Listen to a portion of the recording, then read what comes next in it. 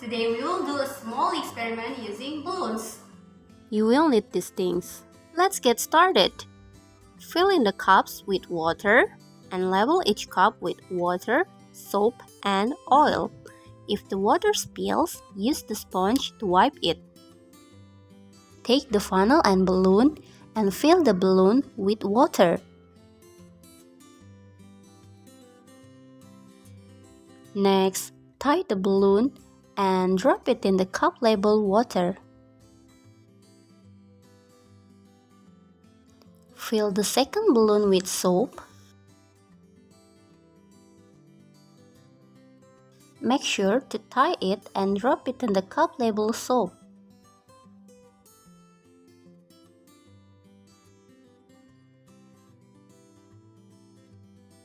Fill the last balloon with vegetable oil.